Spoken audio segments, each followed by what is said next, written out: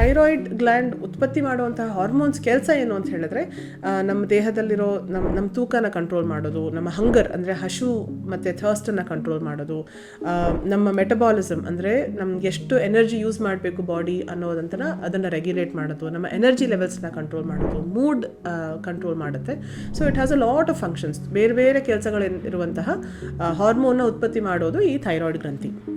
So ಈ thyroid ಹಾರ್ಮೋನಲ್ಲಿ ಏರುಪೇರಾದಾಗ ಬೇರೆ ಬೇರೆ ಬೇರೆ ರೀತಿಯಾದಂಥ ಲಕ್ಷಣಗಳು ಕಾಣಿಸ್ಕೋಬೋದು. ಸೊ ಥೈರಾಯ್ಡ್ ಹಾರ್ಮೋನ್ ಲೆವೆಲ್ ಜಾಸ್ತಿ ಆಯಿತು, ನಾವು ಅದನ್ನು ಹೈಪರ್ ಥೈರಾಯ್ಡಿಸಮ್ ಅಂತ ಹೇಳ್ತೀವಿ. ಅದೇನಾದರೂ ಲೆವೆಲ್ ಜಾಸ್ತಿ ಆಯಿತು ಅಂತ ಹೇಳಿದ್ರೆ ಸಡನ್ನಾಗಿ ತುಂಬ ವೆಯ್ಟ್ ಲಾಸ್ ಆಗುವಂಥದ್ದು, ತುಂಬ ಹೇರ್ ಲಾಸ್, ಸಡನ್ನಾಗಿ ಕೂದಲೆಲ್ಲ ಉದುರು ಹೋಗುವಂಥದ್ದು, ತೀರಾ ಚಳಿ ಆಗುವಂಥದ್ದು, ಹಸಿವು ತುಂಬ ಜಾಸ್ತಿ ಊಟ ಮಾಡಬೇಕಂತ ಅನಿಸೋದು, ತುಂಬ ಬೆವರೋದು. ಸೊ ಇದೆಲ್ಲ ಲಕ್ಷಣಗಳು ಹೈಪರ್ ಥೈರಾಯ್ಡಿಸಮ್.